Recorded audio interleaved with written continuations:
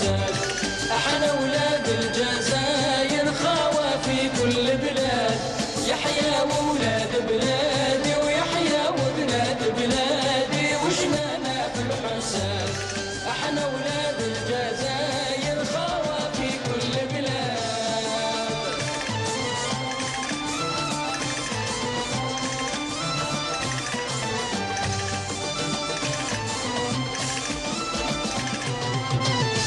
أولاد الشرق الغالي وولاد الغرب العالي وولاد الوسط مجال وولاد الصحراء الباهية والقبايل السياد.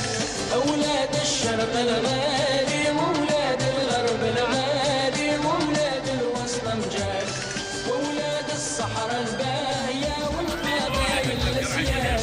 يحيى وولاد بلادي ويحيى وبنات بلادي وشنانا في الحساد. احنا ولاد الجزائر خاوة في كل بلاد.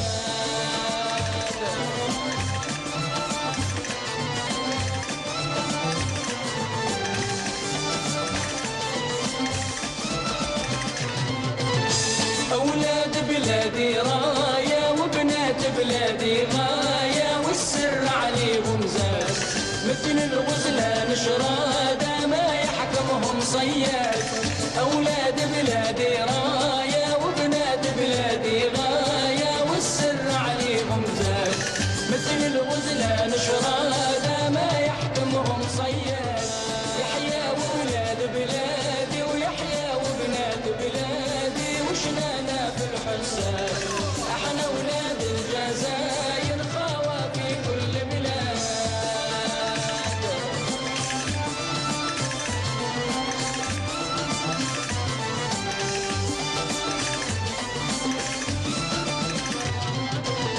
أولاد بلادي خاوة ما تفرقهم عداوة وما يغويهم معنا. ضحوا على الجزائر جابوها بالجبال. أولاد بلادي خاوة ما تفرقهم عداوة وما يغويهم معنا. ضحوا على الجزائر جابوها بالجبال. يحيى وولاد بلادي ويحيى وبنات بلادي وشنانا في الحساد. احنا ولاد الجزائر خاوة في كل بلاد.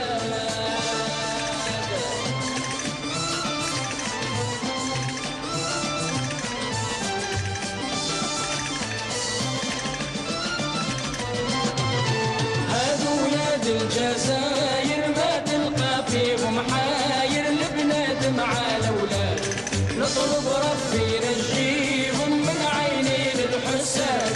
هادو ولاد الجزائر ما تلقى فيهم حاير. البنات مع الاولاد نطلب ربي ينجيهم من عينين الحساد. يحيى ولاد بلادي ويحيى وولاد بلادي وشنانا في الحساد. من أجلك عشنا يا وطني نفدي بالروح أراضينا. قد كنا أمس عمالقة في الحرب نذل أعادينا. وإن اليوم عمالقة في السلم حماة مبادينا. من أجلك من أجلك يا وطني أبطالا كنا لا نرضى غير الأمجاد تحيينا. نزهو بالماضي في ثقة والحاضر يعلو ماضينا. فجرنا الثورة من أزل سجل يا دهر معالينا. والنصر الأكبر كان لنا مجدا من صنع أيادينا. من أجلك من أجلك يا وطني. جيش التحرير جبهته كان ضوءين بداجينا. قال في البدء كرامتنا والشعب يسود هنا فينا. خيرات الشعب نقسمها فينا بالعدل موازينا. والدعم المطلق نبذله للشعب الرافض تنجينا. من أجلك من أجلك يا وطني.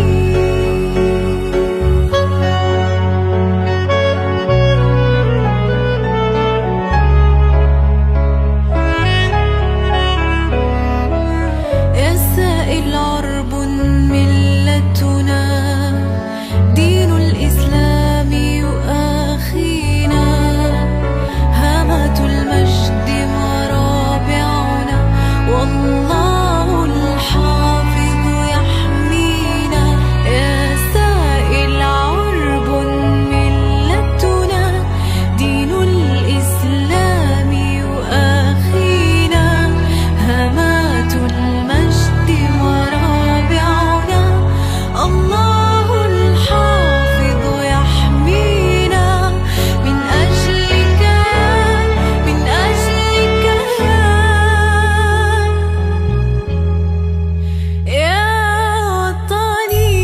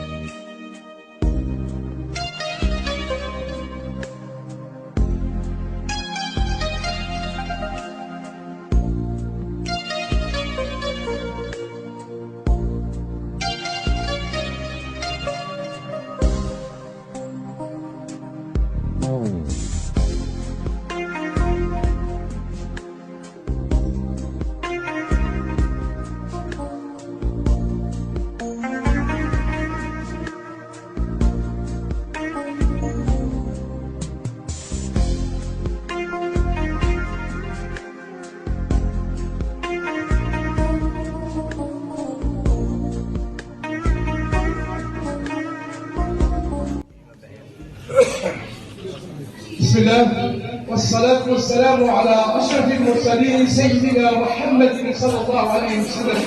أما بعد، أيها الحضور الكريم من أبناء الوطن الغالي، أرحب بكم في دائرة الجعافرة ولاية فرج قلعة الثورة الشعبية لنحتفي مع بعض بحلول السنة الأمازيغية الجديدة، داعين وسائلين من المولى العلي والقدير أن يحل هذه المناسبة الخالية على الثقافة الأمازيغية وتراثنا الحضاري الذي يوحدنا في هذه الليلة المباركة، الليلة التي نحتفل بها من تاء الإنسان إلى تاء الرازق، ومن تاء الزيارة إلى تاء تبسة. كلنا نحتفي بعظمة هذا الشعب الجزائري العظيم الذي نتطلع إلى خدمته وتحقيق غاياته. أولا أشكر كافة الجهود الجبارة لرئيس دائرة الجعافرة على حسن وإلى السيد الرئيس المحترم للمجلس الشعبي البلدي والسلطات الأمنية التي سعت على توفير كل الغايات التي أدت إلى نجاح هذه المناسبة الوطنية في قلب كل جزائري يحتفي بانتمائه الحضاري والثقافي لبعده الأمازيغي الذي نتشرف به. كما أوجه تحية الإجلال والتقدير للأخ الكريم مساوي عز الدين النائب التالي بالاتحاد الدولي لأصدقاء المحبة والسلام المكلف بالإدارة والتنظيم، وإلى زملائي في مهنة الإعلام، إلى أختي المحترمة سارة بحكمي أني رئيس تحرير إخوتي المحترمين صحفي كذلك وحقوقي فارسي شهادة حقوق لأن التعب من أجل الجزائر واجب مهني مقدس. أولا إخوتي المحترمين، إن الاتحاد الدولي لأصدقاء المحبة والسلام يهدف بحكم اعتماده دوليا معتمدين من خلال مجلس الأمن الدولي، الهيئة الأممية، هيئة الأمم المتحدة، لتحقيق غايات ومقاصد نبيلة تتماشى مع قيم الشعب الجزائري العظيم في المحبة والتضامن وغرس قيم السلام وإحلال الأخوة والسوليداريتي بين أبناء الوطن الواحد، خدمة للجزائر موحدة بكافة أبنائها وبلدها. كما نتطلع إلى تعزيز التلاحم ما بين الشعب الجزائري العظيم ودولة المؤسسات، وترسيخ التلاحم ما بين وسود الجيش الوطني الشعبي سليم جيش التحرير الوطني في ظل المناورات المخيفة التي تواجهها الجزائر وما أدراك ما الجزائر. إخوتي الأفاضل المحترمين، نحن شرفتونا بحضوركم من 58 ولاية، وهذا دليل على وقوفكم وتشبثكم بالمرجعية المنبرية الخالدة، خدمة لجزائر جديدة، خدمة للسياسة الحقيقة نتطلع من خلال الاتحاد الدولي لأصدقاء المحبة والسلام بمد يد التضامن، يد السلام، يد المحبة، الوقوف بإقامة ذلك الجسم الذي كمل في سنوات مضى وأدى إلى قيم المواطنة. نتطلع إلى إعادة بناء وطن جديد مليء بالمحبة والسلام وخدمة الإنسانية. كل عام وأنتم بخير وتحية للجزائر أنكر ما قدم عليه النظام المغربي من تطبيع عسكري مع الكيان الصهيوني الذي يغتصب الأرض والعرض ويصادر حقوق الشعب الفلسطيني. وهذا يعني إن دل على شيء فإن الملتقى الفلسطيني يعني يستنكر هذا الفعل ويعتبره خيانة عظمى للقضية المركزية للأمة العربية، ولا يستجيب مع نداءات المجتمع الدولي وأحرار العالم.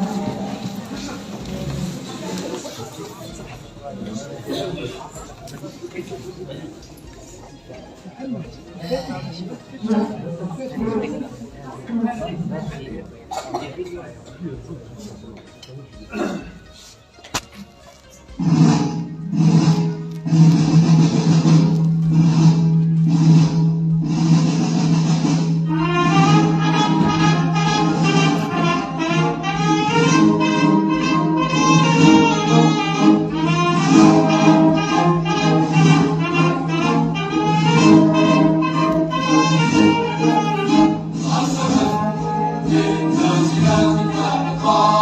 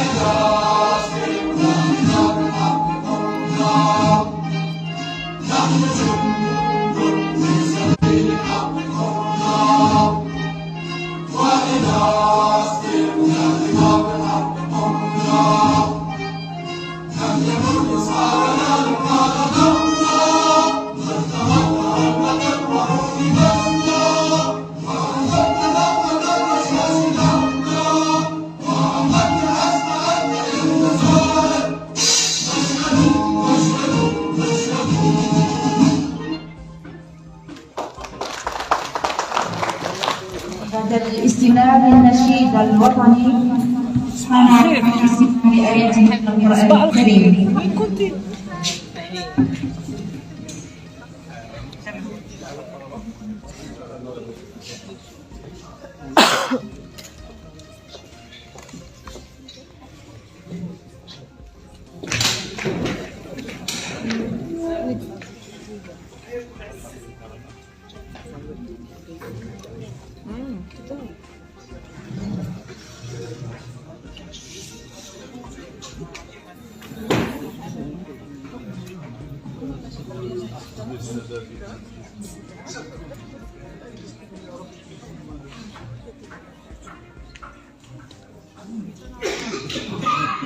بسم الله الرحمن الرحيم. الحمد لله رب العالمين الرحمن الرحيم مالك يوم الدين إياك نعبد وإياك نستعين اهدنا الصراط المستقيم صراط الذين أنعمت عليهم غير المغضوب عليهم ولا الضالين.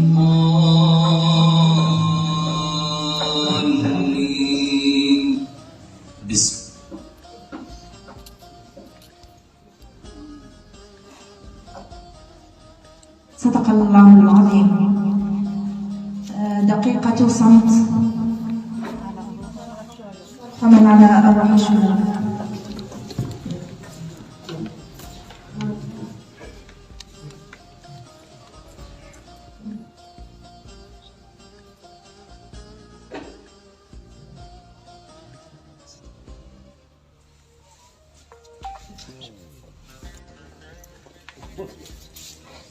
شكرا. نرحب اليوم في هذا اليوم التأسيسي للجمعية العامة للاتحاد الجزائري لأصدقاء المحبة والسلام. نرحب بضيوف الشرف نائب سفير الصحراء الغربية السيدة معالي الوزيرة صروتي ومعلم إطلاق الأشغال. يتفضل معنا السيد محمد بلغور.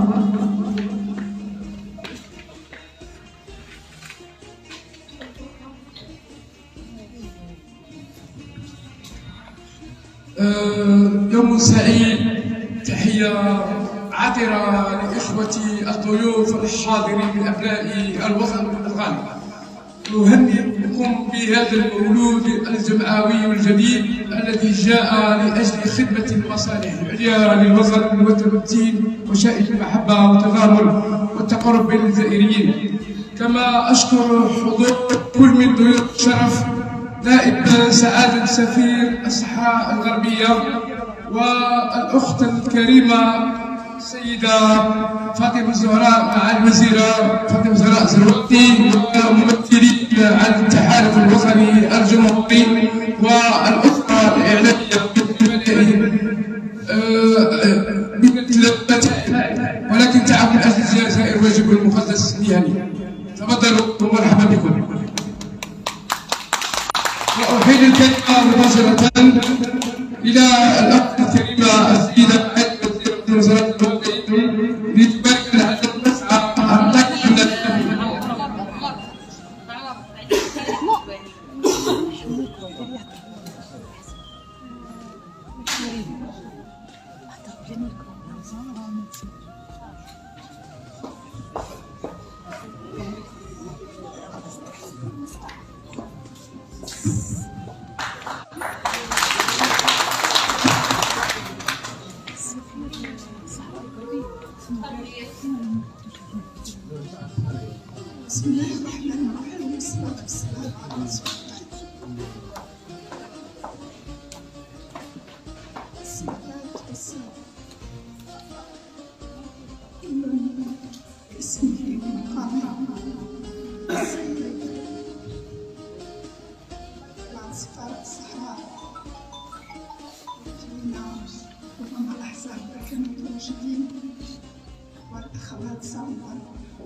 تواجدي معكم. الأخ فاضل، شكرا على هذه الدعوة. رئيسة حزب التجمع أمام جزائر التاج، في بعض الأحيان هذا ما يفسد الأمور التقنية، تفسد علينا الكثير من المفروض هي تجيب الإضافة جميلة لنا، لأن عند الارتباط الارتباط السياسي يوم السبت هو يوم مهم جدا في كثير من الأوقات. واجبي في هذه البداية أن نجمع في تأسيس اتحاد جزائر من أجل المحبة والسلام، ومن منا لا ينتمي إلى مجمع مثل هذا المحبة والسلام. نذكر أن الجزائر سنوات طويلة عرفت عليها كانت معزولة بسبب الإلحاد، كانت معزولة بسبب المرشدين السوداء، لكن الشعب الجزائري كان يحلم بالسلام، وكان دائما يمد ايده لأي مكان في العالم. هي أرض الله، أرض التي تنادي دائما بالسلام. ربما أكثر دليل مواقفها الثابتة بالنسبة للقضايا الجوهرية التي لم نحيد ولم نتبدل ولم نتراجع ولم نقاوم ولم نتمدد مهما طال الزمن. تبقى النصر حتى النصر بالنسبة للصحراء هي كآخر مستعمرة في أفريقيا، وكذلك بالنسبة للقضية الفلسطينية حتى نصنف القدس الشريف ثاني القبلتين وثالث الحرمين. إذا من بلد مثل هذا لابد من كل المواطنين أنهم يكونوا هكذا مهيكلين في مثل تجمعات مثل هذه. نحن نحتاج اليوم أن نصنع جدار قوي بهذه الفضاءات التي يلتقي فيها الناس من كل الولايات. سعيدة أن نشوف عنصر المسؤول قوي. المرأة دائما محبة السلام ومحبة للمحبة، لأن هي تزرع المحبة، هي أول كائن الذي يزرع بصوت المحبة وتفيض عليها حتى بالنسبة للأنبياء. إذا نتمنى لكم إن شاء الله بداية موفقة. الجزائر بحاجة اليوم أنها دخلت في مرحلة مهمة جدا، ليس لأنها خاصة بالجزائر ولكن لأن العالم فرض علينا هكذا تغيرات. إذا تفرض علينا الداخلية أننا كذلك نحيي طريقتنا، نحيي أساليبنا، نحيي كذلك علاقاتنا، نحيي الكثير من الأمور مثل الجمرة ما خليهاش تهتفت، دائما نحاول نشعلها باش نبقى دائما حاملين لراية السلام وراية الأمن والمحبة للعالم. بدون السلام لا يمكن تكون فيه تنمية، بدون سلام ومحبة مستحيل أن تكون فيه رفاهية.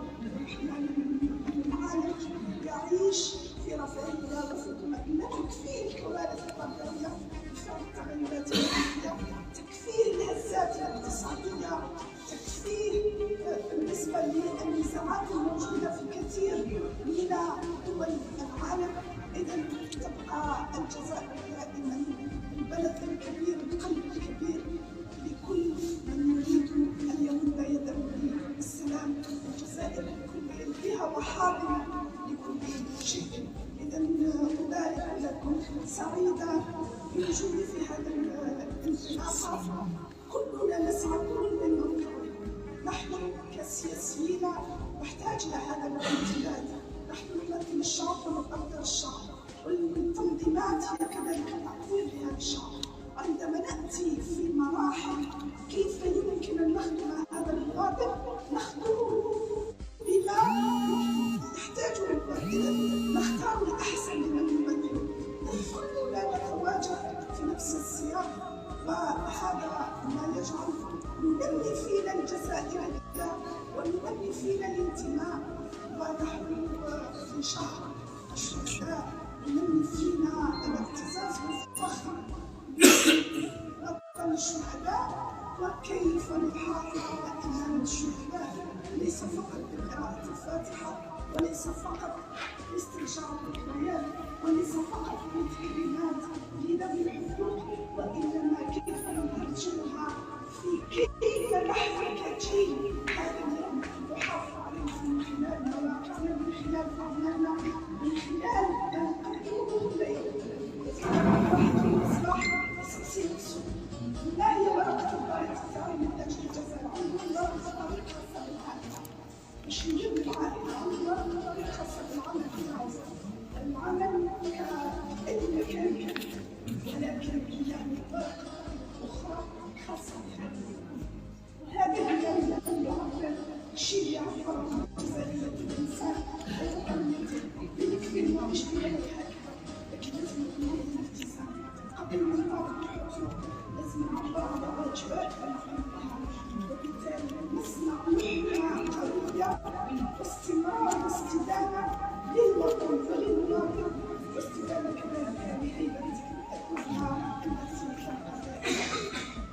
رأسا بين الأمم وقبلت شكرا لكم بارك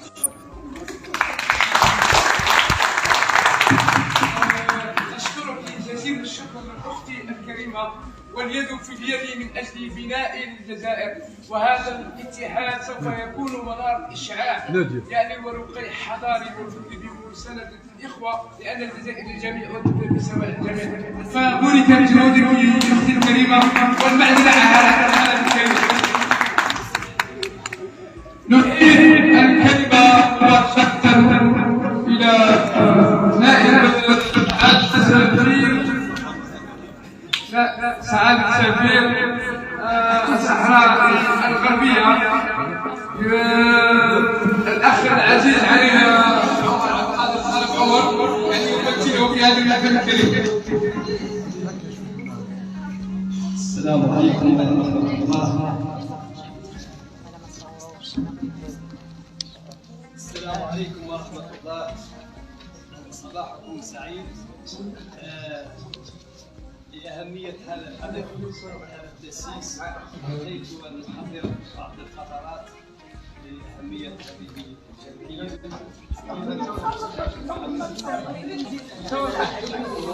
بسم الله الرحمن الرحيم والصلاة والسلام على أشرف الأنبياء والمرسلين السادة السيدات والسادة الحضور الكريم السيدة الوزيرة السادة الأعضاء المؤسسين لهذه الجمعية من أسرة الولايات ممثلين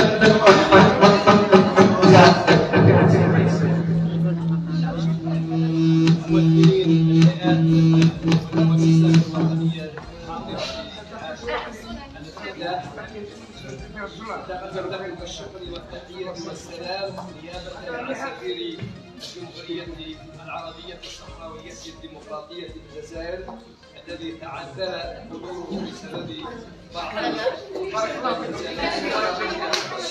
ونشكركم على هذه الدعوة الكريمة بحضور هذا الحدث حدث تأسيس جمعية الاتحاد الجزائري لأصدقاء المحبة والسلام.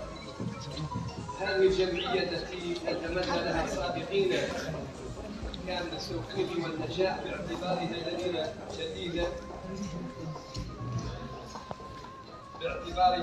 لبنة جديدة تعزز وتساهم في تطوير العمل الجمعوي ونشر المحبة والسلام تماشيا واهتمامات الدولة الجزائرية التي أكدها فخامة رئيس الجمهورية السيد عبد المجيد تبون في العديد من المناسبات على أهمية المجتمع المدني ودوره بإطلاق حركة على المجتمع في مختلف الميادين.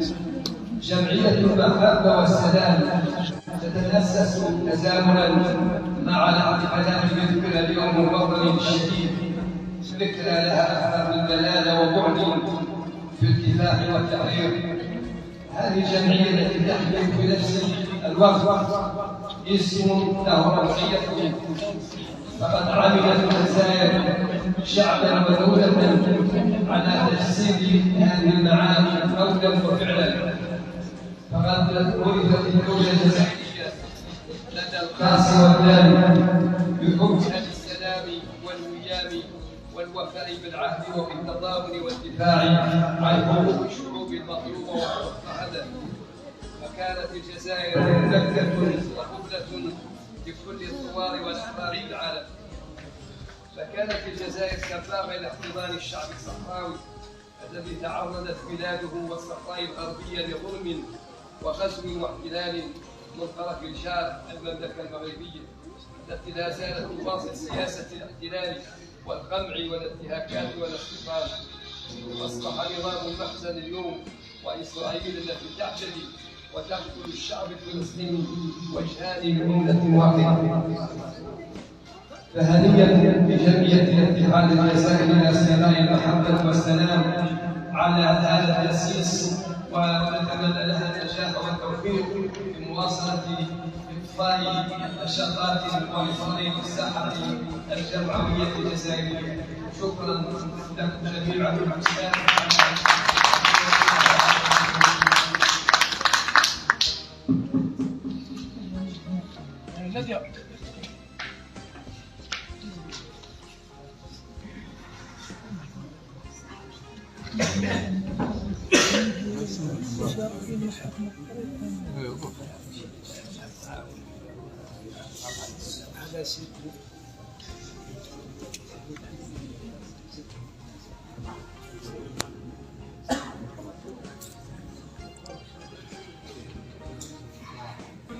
إنسانية حضارية ترقي ريادة الجزائر بأبنائها الذين يفتخرون ويعتزون بالرسالة النوفمبرية الخالدة التي نحملها في قلوبنا.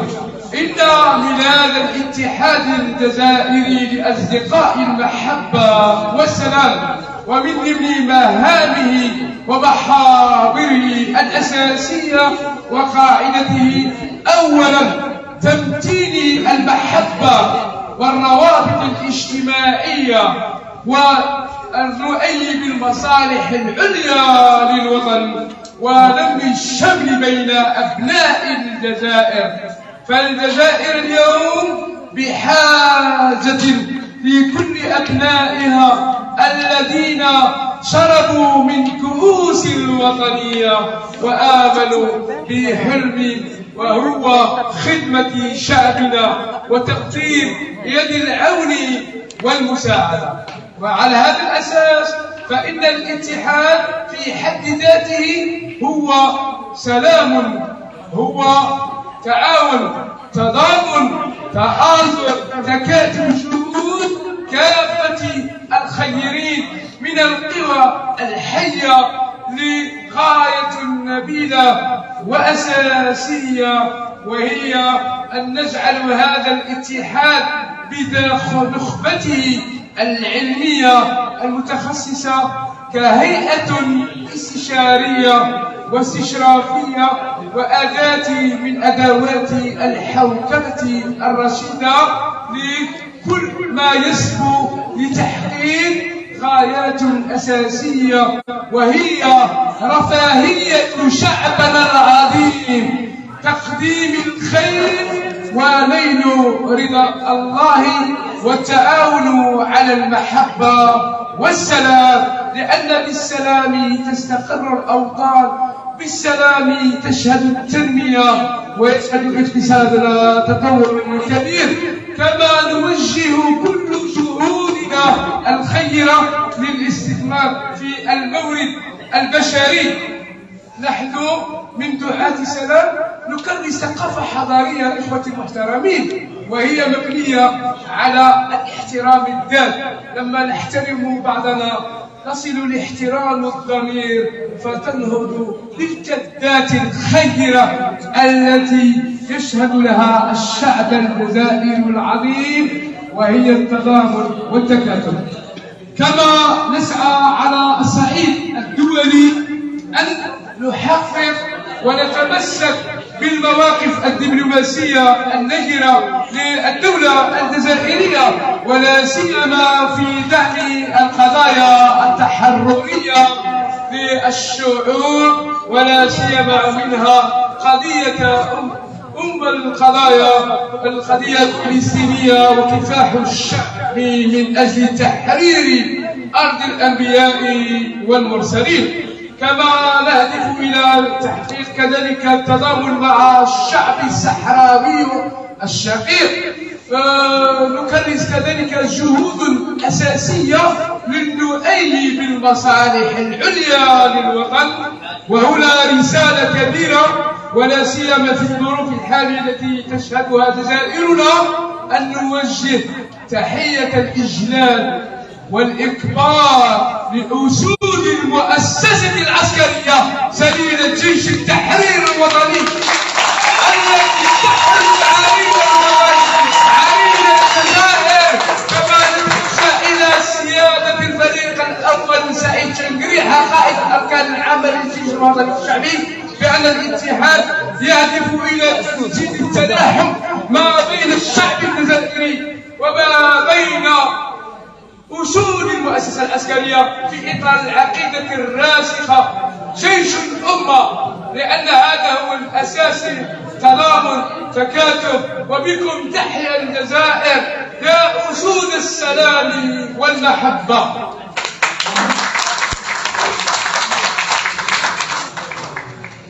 وكذلك على الصعيد الثقافي نتطلع إلى تكريس غايات نبيلة، وهي كل ما من خلال قدراتنا الشابة والعلمية، كل مساعدة يحتاجها أي واحد منا، نديروا تنظيم ملتقيات فكرية علمية نرسخ قيم المواطنة إلى أعلى المراتب والدرجات. وفقنا الله وإياكم لما يحبه ويرضاه، وبكم تحيا الجزائر يا أسود السلام والمحبة. هنا عادات وتقاليد منطقة الجعافرة في قلب القبائل الصغرى، احتفالا بالسنة الأمازيغية الجديدة جعلها الله خيرا وهناء على الشعب الجزائري العظيم. كما تنظرون العادات الأمازيغية، الكسكس، الطاجين. اسمه الطعام.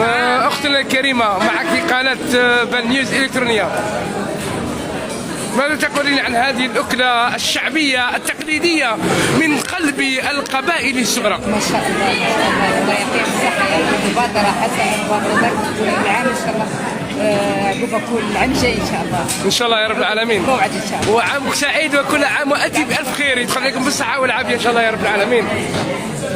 كما ترون إخوتنا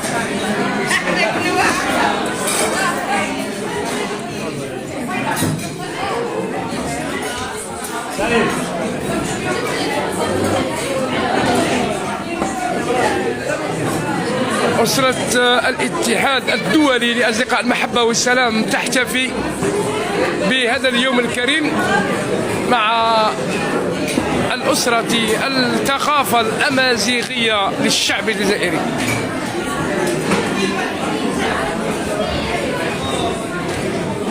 احتفال بهيج.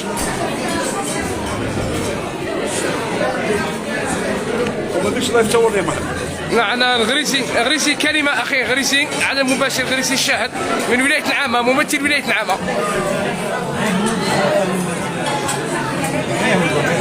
بسم الله الرحمن الرحيم. بمناسبة الاحتفال عن السنة الجديدة يناير بالمدينة العريقة، مدينة القبائل الصغرى والكبرى في نفس الوقت، نحييكم ونتمنى لكم سنة إن شاء الله تكون بخير عليكم إن شاء الله، في الفرح والسرور ورزق إن شاء الله موسوع، وكل عام وأنتم بخير إن شاء الله. شاء الله يا رب العالمين. كاس مكاس كل عام وانت لاباس. اختنا كوثر دير تدخل اختنا كوثر الوفديه. عامك سعيد، كل عام وانت بخير. هذه عضوة الاتحاد الدولي لاصدقاء المحبه والسلام وامينه ولايه تفسا ولايه اوراس الممشى الاحرار. ربي يحفظك. شكرا، بارك الله فيك.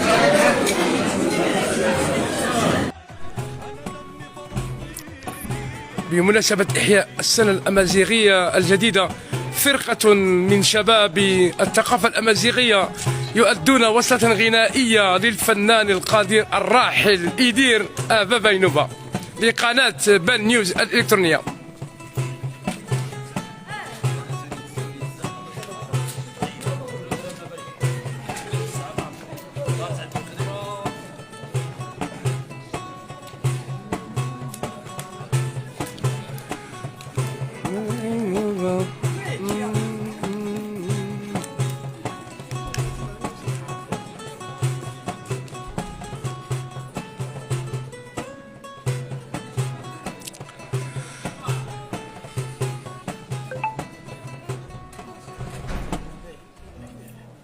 شكرا، بارك الله فيكم. الأمازيغية الجديدة ننقل لكم هذا الحفل البهيج من دائرة الجعافرة ذات العادات الأمازيغية الضاربة في عمق التاريخ. هنا كما ترون أجواء جميلة بهيجة يحييها هذا الوفد القادم من عدة ولايات الوطن. عين تيموشنت، ولاية عين تيموشنت حاضرة معنا كما ترون هنا في الجعافرة.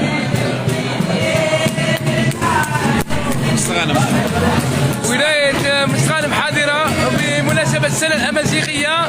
كلمة لقناة بان نيوز الإلكترونية. نشكر المنظمين لهذه التظاهرة. نعم. نحن جئنا هنا بصدد التعرف على عادات والتقاليد الأمازيغية. نعم. هم منا ونحن منهم. بارك الله فيك. الشعب الجزائري لغة ووطنا وشعبا ودينا. بارك الله فيك. وهذا هو الهدف النبيل، أن هذه الثقافة الأمازيغية ضاربة في عمق الجزائر، وهي التي تعزز وشعج المحبة والتضامن بين أبناء الوطن الواحد.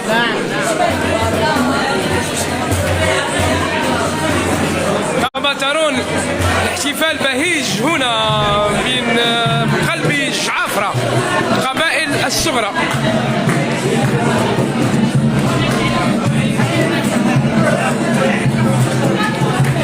وفود حاضرة من عدة ولايات من الوطن، 58 ولاية.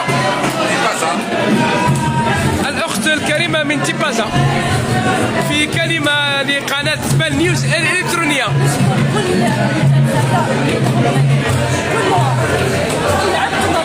بارك الله فيك أختي الكريمة. كاس مكاس، كل عام وانت لاباس. يدخل لنا بالصحة والعافية إن شاء الله يا رب العالمين. شكرا.